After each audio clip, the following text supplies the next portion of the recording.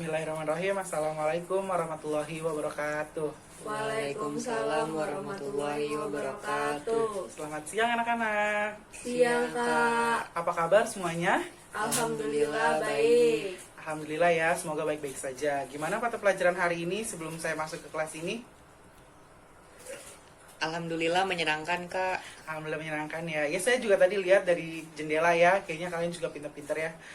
Oke. Amin. Jadi sebelum memasuki materi yang saya jelaskan, pengembangan materi dalam karir di sekolah SMK ya, sebaiknya kita berdoa menurut kepercayaan dan agama masing-masing. Berdoa dimulai.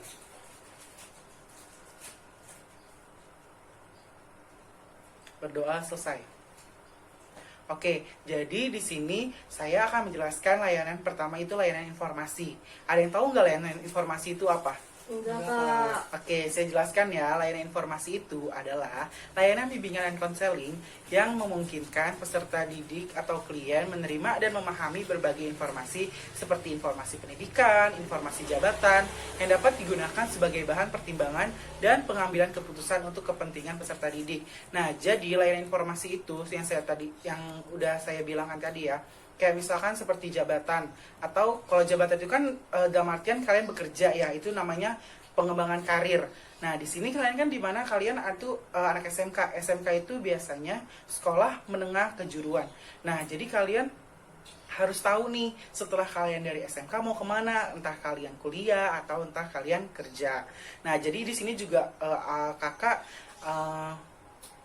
ingin memberikan tujuan umum layanan informasi. Nah, di sini tuh ada tujuannya. Yang pertama, dikuasainya informasi tertentu oleh peserta layanan informasi tersebut. Selanjutnya digunakan untuk peserta didik untuk keperluan hidupnya sehari-hari dan mengembangkan dirinya. Nah, jadi saya tadi itu tujuannya itu untuk mengembangkan diri. Kayak misalkan kalian kan sudah mau lulus SMK. Kalian mau kemana nih berkembangkan diri kalian? Apa kalian kerja atau kalian kuliah juga? Nah, kalian mau kerja di mana nih? Misalkan kalian sekolah pariwisata. Setelah lulus dari sekolah pariwisata, kalian mau bekerja di perhotelan atau di kapal pesiar. Begitu juga misalkan sekolah pemasaran. Apa kalian mau bekerja di supermarket atau lain-lainnya gitu ya. Oke, di sini aku juga akan menjelaskan pengembangan karir, di mana karir ini untuk ke depan diri kalian sebagai anak SMK yang udah kelas 12. Kayak misalkan yang tadi saya jelaskan juga, entah kalian mau kuliah atau mau kerja ya. Jadi pengembangan karir ini, ada yang tahu nggak pengembangan karir itu apa? Enggak, Kak. Oke, jadi pengembangan karir ini adalah proses peningkatan kemampuan kerja individu yang dicapai dalam rangka mencapai karir yang diinginkan. Pengembangan karir merupakan peningkatan pribadi yang dilakukan seseorang untuk mencapai suatu rencana karir. Nah, yang tadi saya udah bilangin, misalkan kalian mau kuliah di pariwisata itu biasanya Trisakti ya, STP gitu ya, Sekolah Tinggi Pariwisata. Nah, gimana nih caranya kalian agar bisa masuk ke sekolah tersebut gitu ya kan? Nah, kalian kan berarti harus punya rencana dong sebelumnya. Nah, kalian itu merencanakan di kelas 12, misalkan tes di Trisakti itu, pariwisata itu F&B service gitu kan, atau room atau boga atau pastry gitu ya kan.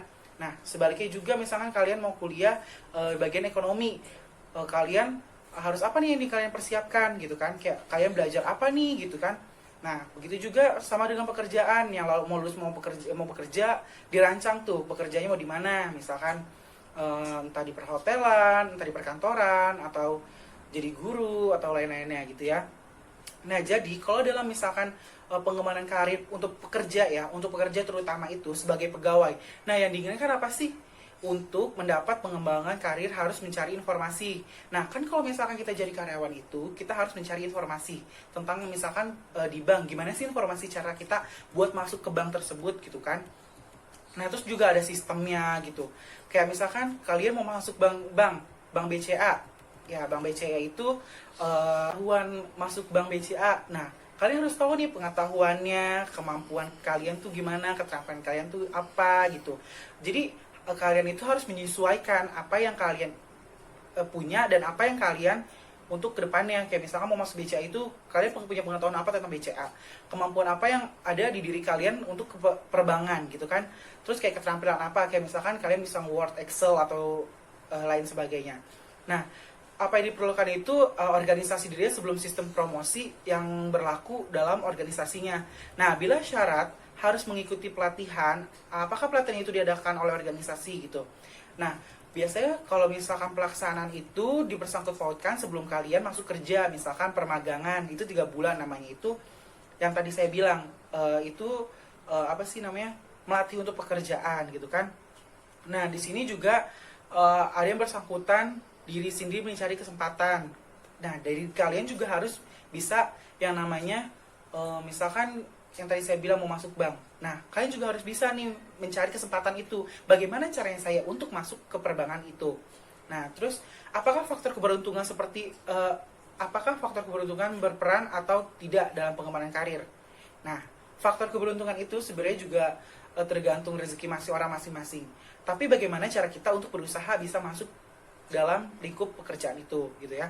Nah, terus alur karir. Alur karir itu merupakan urutan jabatan-jabatan yang dapat.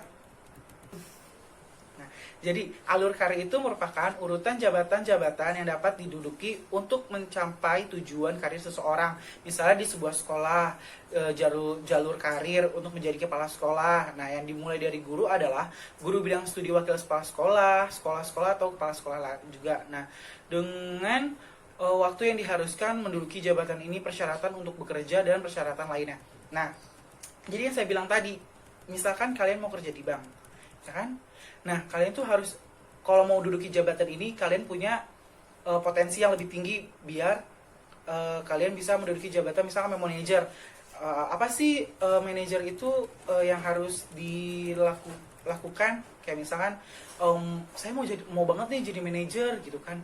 Nah, kalian kalau misalnya mau jadi manajer, yang pertama harus rajin masuk bekerja kemungkinan.